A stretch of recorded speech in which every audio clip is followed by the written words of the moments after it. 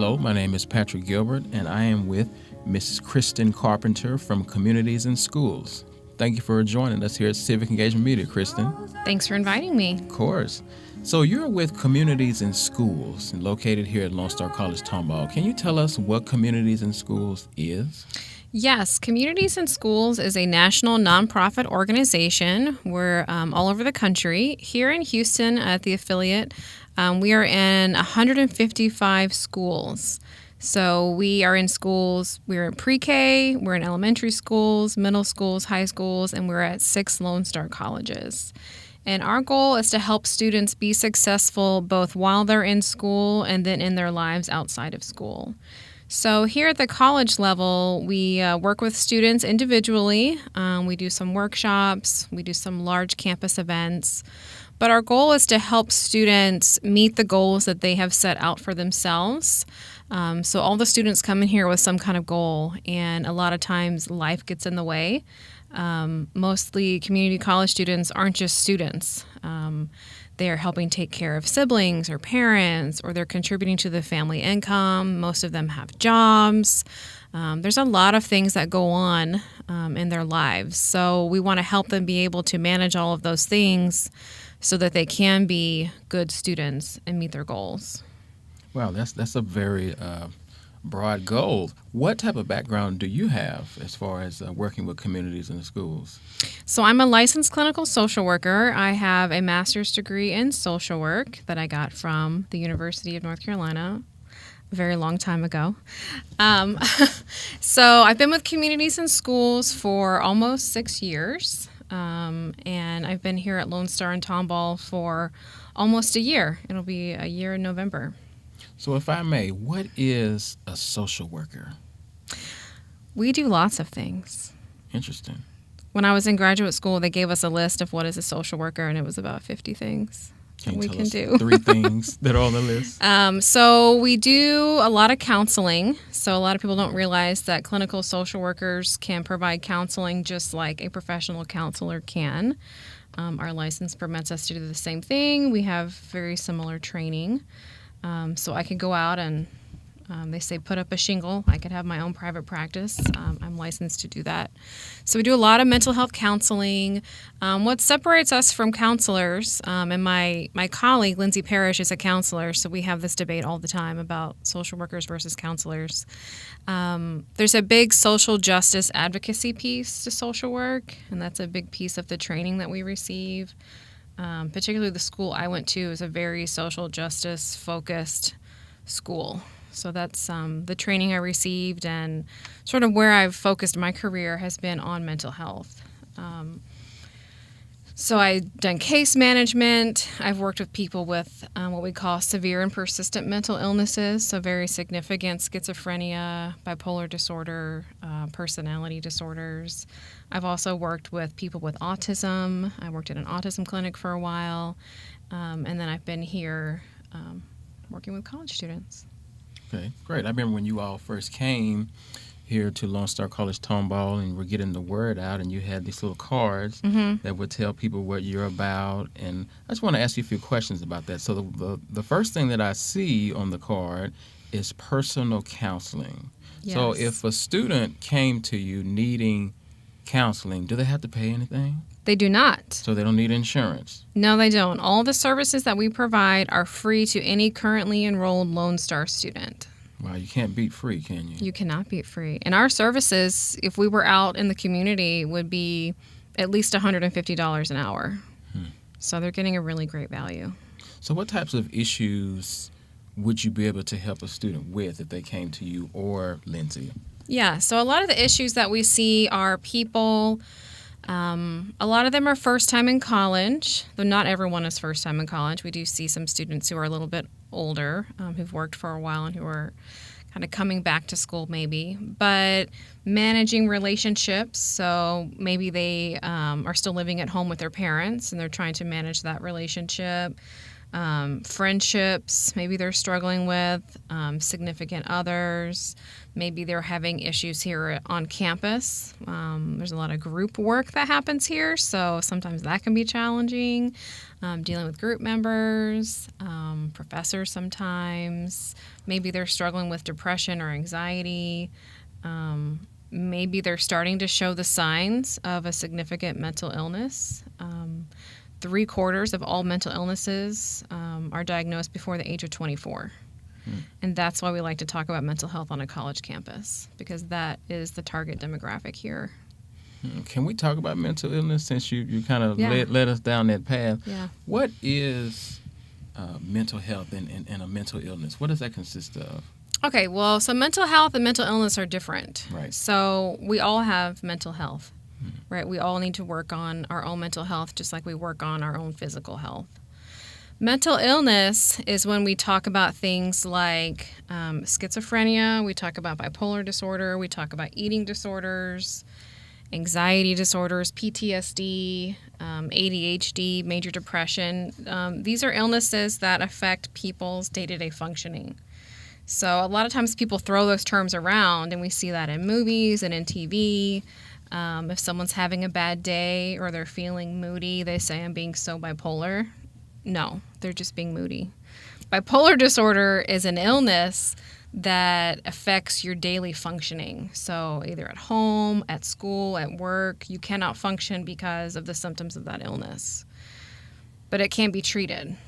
So Bipolar can be treated. Absolutely. All of these disorders can be treated just like any medical illness can be treated. But how about being cured? Well, we talk about recovery.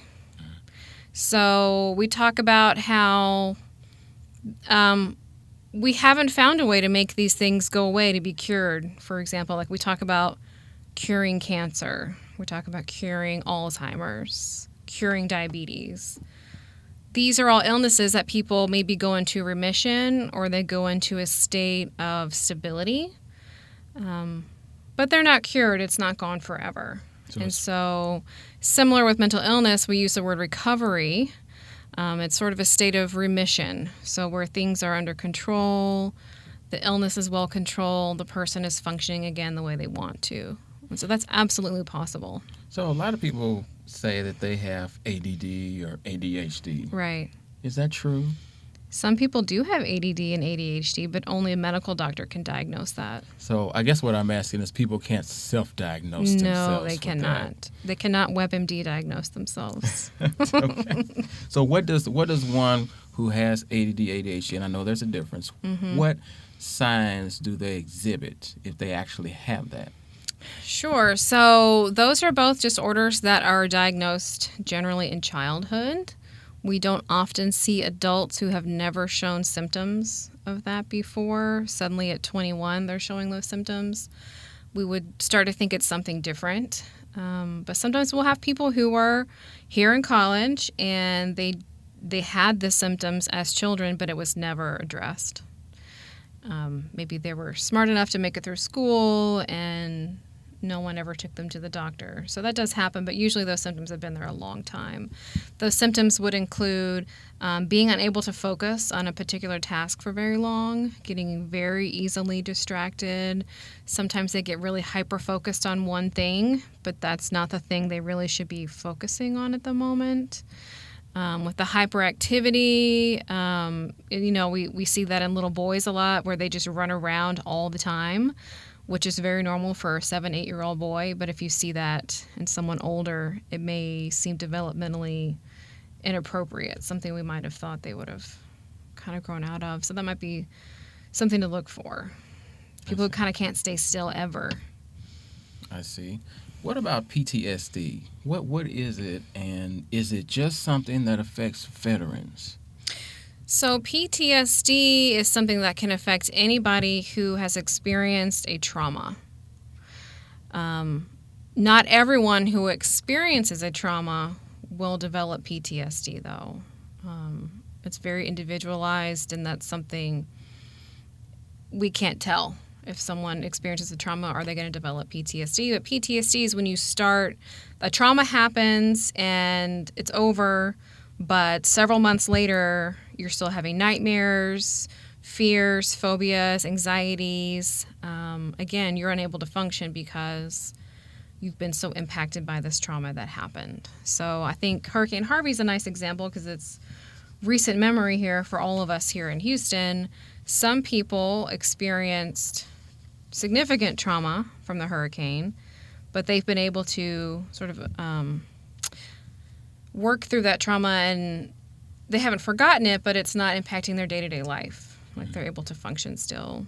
But yet there's other people who experience the same thing who every day think about it and every day maybe have anxiety about it and depression, and they've been unable to move on. So we would look at PTSD as being what's happening to them. And the reason that I'm bringing up these questions is because when it comes to mental health and mental illnesses, there are a lot of misunderstandings associated with it. So that's one of the reasons that I want to do the podcast with you, is to bring awareness to this. I know this is Mental Health Awareness Month, and we have some events going on in associated with that.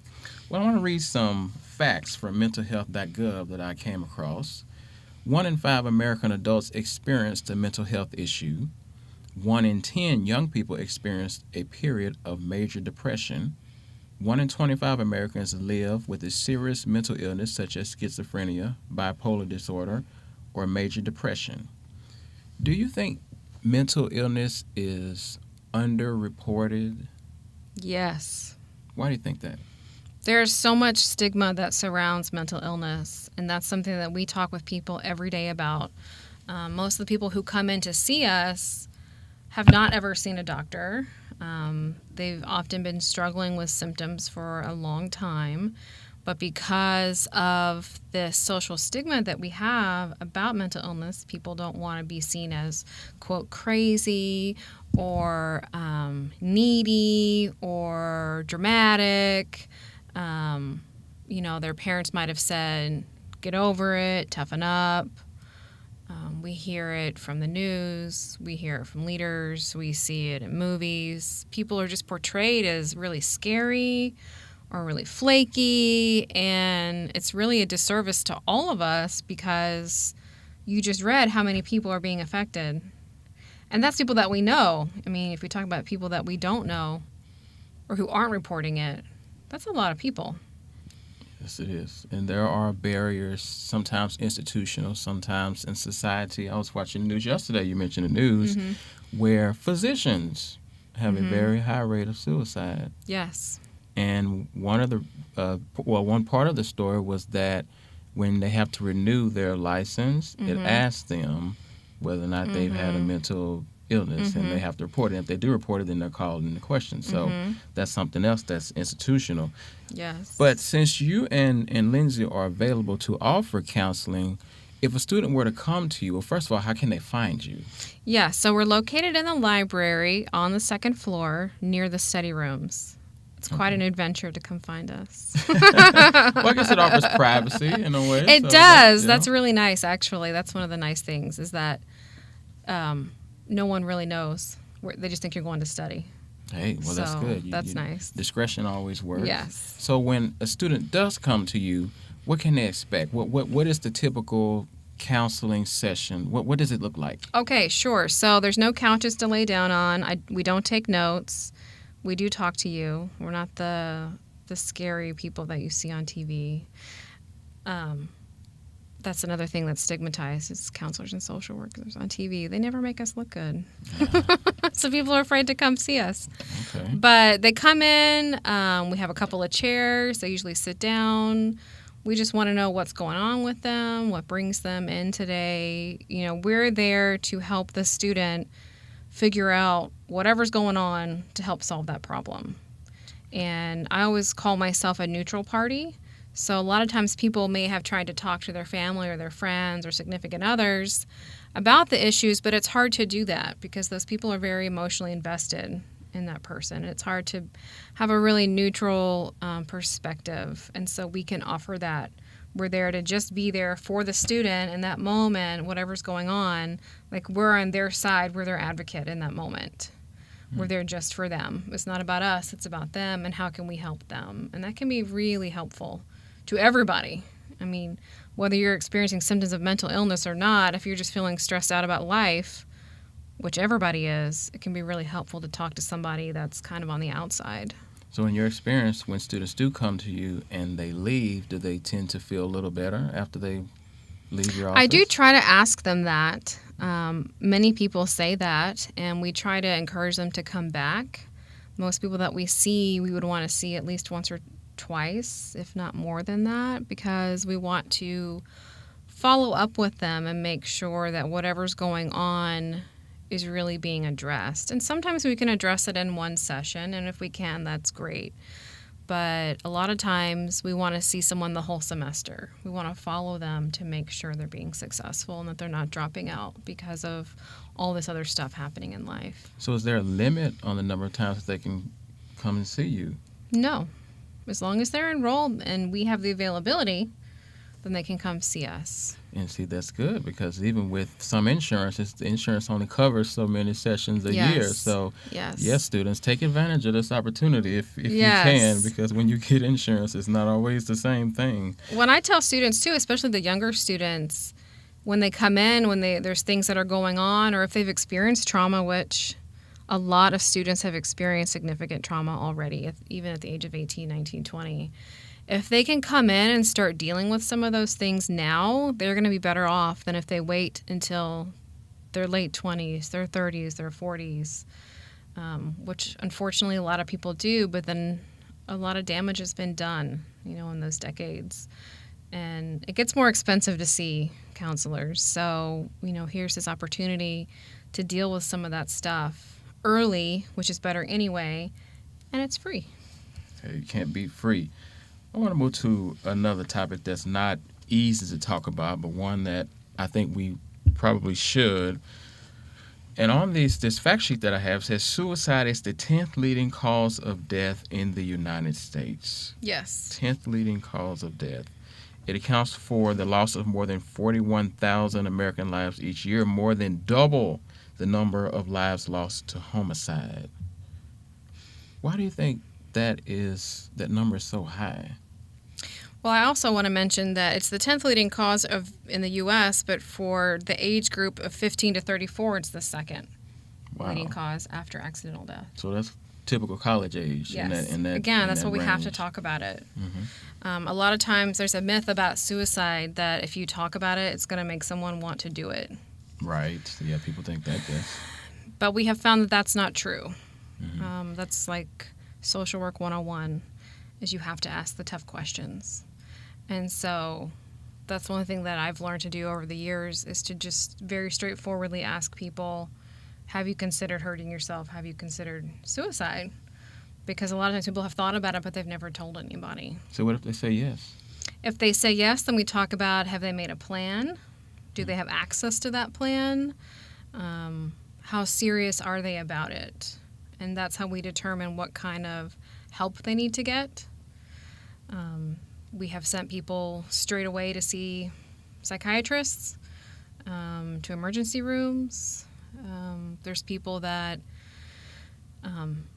may not be an immediate need, but they have thought about it in the past. Those are people that we want to see more than once. We want to see them come back and talk to us about it, because just talking about it can be helpful, because a lot of times people have really suffered in silence for a long time. Suicide's interesting. We're actually seeing increased rates of suicide in the last 10 years in the United States. Are there any groups that are at increased risk? Young people. Young people are at increased risk, but the highest rate of suicide is older white men, actually.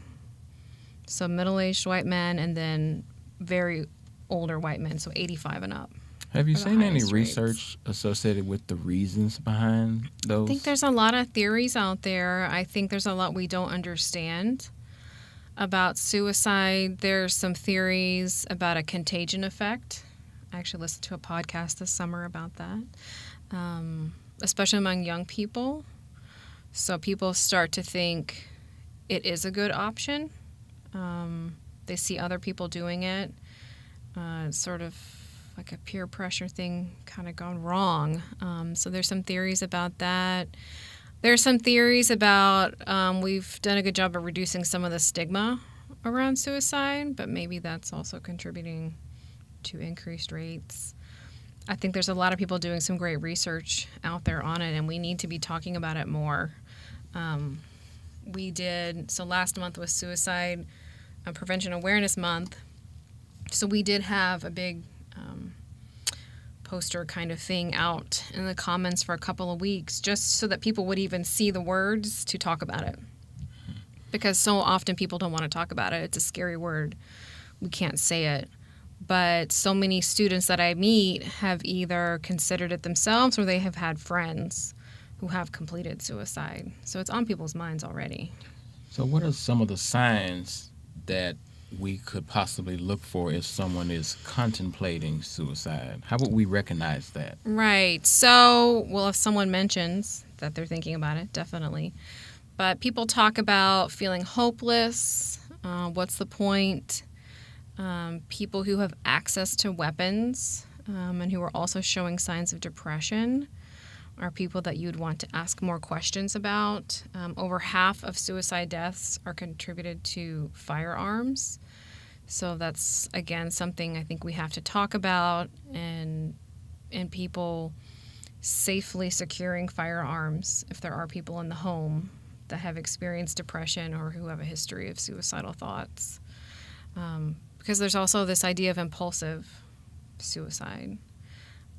National Geographic, I think in September, had a really interesting article about a girl who had a face transplant, which was because of a suicide attempt that was unsuccessful. And it was an impulsive decision, and there was a firearm in the house. So that's something that, again, people don't want to talk about, but I think we have to talk about. If someone is experiencing suicidal thoughts or feeling extremely hopeless, there's a suicide hotline they can call. There's a very popular song about it last year or 2 years ago. There was a rapper who the title of the song was The Hotline. Yes. So a lot of people do know that song, which was brilliant, I think. Thank you for doing that. There's a hotline that you can call that's 24 hours. There's a lot of national resources for people if they need to talk to somebody here on campus. We're here. There's a counseling department that's available. There's lots of people here. But if someone is feeling suicidal, they should definitely talk to somebody. If you have a friend who you think might be, talk to that person about it. Directly ask them. You're not going to put ideas in their mind. You might be really helping them and directing them to the right resources. So since you mentioned reaching out to someone, how can they contact you? I think this is a good place to put that in. Sure. They can always just come by the office.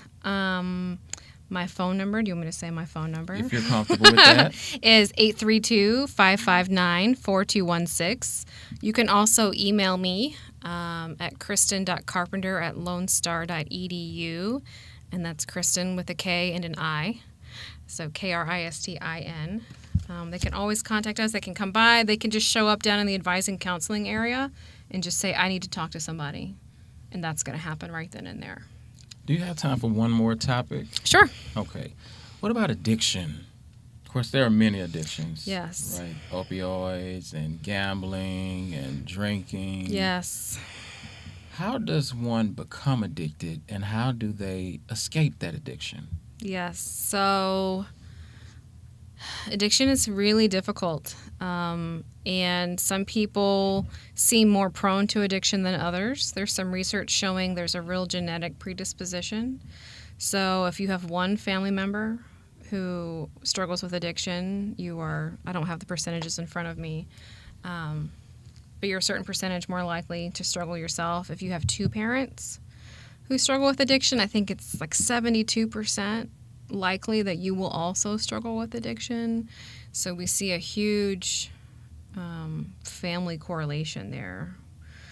So anyone who has family members, if you grew up in a house with addiction, I think you have to be really aware of your own potential predisposition to that. There's definitely treatment for addiction. There's recovery. That's what that word came from, was the addiction world.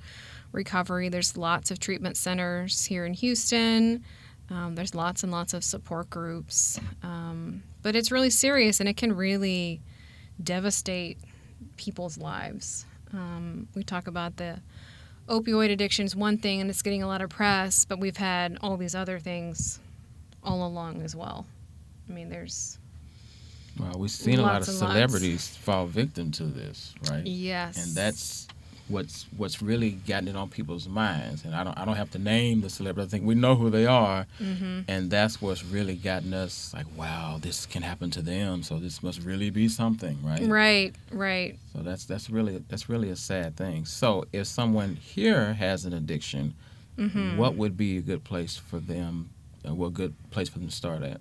Right. So they could definitely come to see us or anyone down in the counseling department, and we would generally refer them out to a facility that focuses on addiction. A lot of times people need to go through a detox process, and so we would try to encourage them to go somewhere that has a detox program, and then some kind of, they're usually 28-day programs where they stay in a facility to detox and to learn some better ways of dealing with. So inpatient type of thing. Yes, a lot of times. Is there ever an instance in which someone could be forced to do that? The courts can force people to get treatment for addictions and mental health. It's not easy to do that.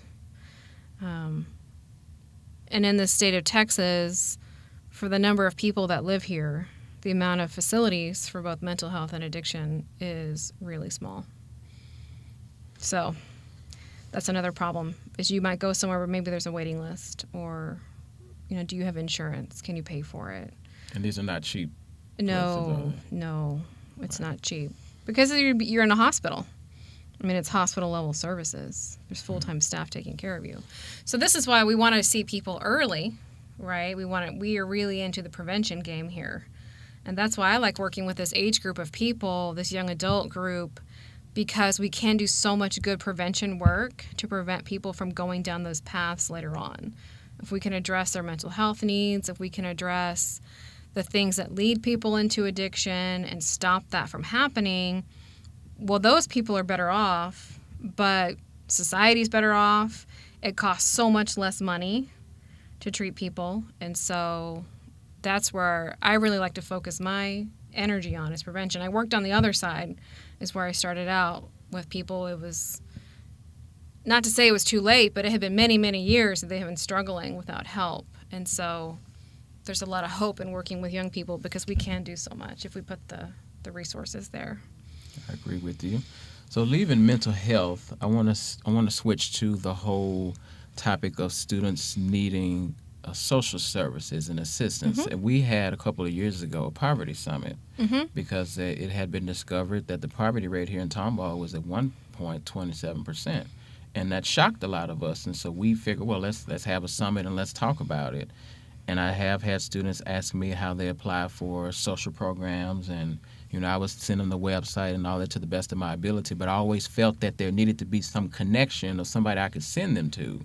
Would you be able to assist them with that? Yes, we do. We try to partner with whatever community resources that there are, and there are a few agencies here in Tomball, and then a lot of students come down from Magnolia, and so there's some resources in Magnolia that will help people with what we call basic needs. So if they need food, if they need clothes, sometimes they'll help with transportation costs if they're trying to get to work. Sometimes they'll help pay someone's rent. A lot of people in the United States are pretty maxed out. They're living paycheck to paycheck.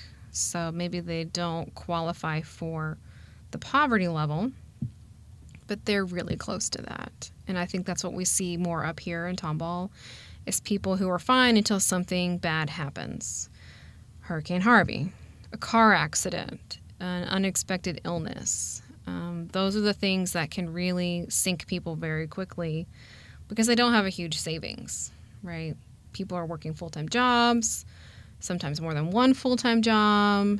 It doesn't take much to really kind of set people over the edge. So we do try to help people gain access to those resources. And then if they need help budgeting, we can help refer them out to places that help with that. Do they need a better job? There's some great resources here on campus that can help people find that too. What about housing and transportation? Would you help them specifically with those things? We do. Transportation's challenging here in Tomball. There is no public transportation. So we've learned a lot about Uber and Lyft. So we do help people sometimes learn how to navigate those systems. We have to get real creative, talking about carpooling, arranging your classes around a certain schedule. Sometimes we'll help people with gas if it's a real emergency, but transportation is challenging when you live out here. There's no bus. We can't just give them a bus card. And then housing's another one. Housing's very expensive in Harris County and in Montgomery County. And so a lot of people are living at home still with their parents or with other family members because they can't afford to move out yet. And so a lot of times we'll sit down with students if they really need to move out to talk about budgeting, what kind of job would they need to get, how can they manage that and school at the same time, all this sort of adulting stuff that no one likes to think about. But if you have someone to help you think about it, it's not quite as scary. I totally agree with that. Yes, it helps to talk it out with someone. So are there any other topics that you think I'm missing that you would really like the students to be aware of? Well, I would really like the students to go vote if this posts before voting time, but it may not. But that's okay. They can vote next time. No, it'll be up before. It'll be up. So I voted yesterday. All right. So the Creekside campus, which is the satellite campus here at Tomball, is an early voting center. I was in and out in maybe 3 minutes. So if you're looking for somewhere, go to Creekside. It's really nice. It is. And then maybe you can even take a class over there. Hey, that's a great idea too. And right? we're at Creekside on Wednesdays, so you have CIS there too. I really think students need to get out and vote, and I know this is part of civic engagement, and so there's a lot happening, and when we talk about mental health, we're talking about individual people, but we're also talking about policies that affect those individual people, and those policies are made by people that we're voting for. So, dare I ask this, but I think it's okay to do this. Okay. Do you think that the... Don't worry, Kristin. Okay. Do you think that the political environment has spurred some negative actions towards people? You saw just recently where there were packages sent to certain individuals. So do you think that the political climate is toxic and that it may make some people feel depressed? Yes, but I think that's maybe always been true. I think anyone who's invested in the political climate or in civic engagement may not be as surprised as what's happening now, but I think maybe more people are becoming aware. Social media, I think, has done something to us where we could easily ignore things before, but now we can't. If you're on any kind of social media, you can't ignore the things that are happening. It's in your face all the time. So I think there's good and bad. I think more people are engaged, and maybe more people are feeling stress about it. If you're feeling stressed out, come talk to somebody. You're not alone. We're stressed out too, but that's okay. We can talk about how to manage that stress in a healthy way, and how can you still be active in the world and what's happening, but do it in a way that you're not going to burn out, right? So you can keep going. Yes, you got to keep going no matter what. There were a lot of people 2 years ago who were very depressed on the day after the election, and a lot of people who have just checked out of the political process said, you know what, it's just easier for me to not pay attention to this. So how do you encourage them to get back in and not let that get them down? Oh, well, I understand that, and I remember when I was younger, when I was a college student, feeling that way, like, well, I'm young and I have no power, and 15 years from now, maybe I'll have some power, like my generation will have some power, and then we'll do something, and, well, here I am 15 years later. And I do feel like I have more power. Like, I do feel more empowered to make a change. But if you look at a lot of statistics, if young people, so people who are 18 to 29, that age bracket, if they got out and voted, they would determine the whole election. whatever they wanted, that's what would happen, because they're the largest voting group if they went out there and voted. So I know you feel like you don't have any power, and I totally get that, but the reality is that you have all the power, right? At that moment when you feel like you have none, you have all of it. Wow. So. I have to let it simmer for a second so they can get this. So yeah, they always have had the power. The question is whether or not they're going to use it, right? Absolutely. Okay. But one of the nice things about Texas is that there's early voting. I love early voting. I haven't always lived in a state with early voting. So you don't have to wait for November 6th and go stand in line for an hour. You can go tomorrow, anywhere. That's right. Anywhere in the county that's open. And there's lots of locations. So you have until next Friday, which I think is November 2nd, to do early voting. So definitely do that. And then on the day of the election, I believe Uber and Lyft are both having free rides. So you can't say you don't have transportation, because you do. And if you need help figuring out where to vote, I know there's some great civic engagement people here that can help you do that. That's right. VoteTexas.gov. There we go. If you want to talk to a person about it, I can't tell you who to vote for. I'm not telling you who I voted for, but I can help you figure it out. There you go. Yeah. So the message overall is to go and vote. Be civically engaged in the process. Don't let it get you down. Go out there and vote and have your opinion to be known at the ballot box, because you have the power just as everyone else does. So, Mrs. Kristin Carpenter, thank you so very much for spending some time with us here at Civic Engagement Media. We really appreciate you coming through here, sharing knowledge about mental health, mental illnesses, and civic engagement, and encouraging students to vote. I'm going to plug one more event. Of course. So on November 6th, again, voting day. So this is why I want you to go early vote. I want you to go early vote so you can come to my event. On November 6th, here at the Beckendorf Conference Center, we're going to be having a community food fair and health fair. So you can come shop at our free farmers market style setup. So we're going to have a lot of fresh produce from the Houston Food Bank. And then we're also going to be giving away flu shots. Wow, yeah. And that's another really important thing, because college students generally don't get the flu shot, but they're very high risk for the flu. And I don't want you coming to my office with the flu. So come get your flu shot and come get some free groceries the morning of November 6th. And if you haven't voted yet, then you can go vote. This is all kind of free stuff. We like that love word. free stuff. We love free around here. Free counseling, free social service, free food. We have candy in our offices. I'll give you a free pen. Hey, this is We good. love free stuff. Thank you so very much. Thank you so Kristin. much.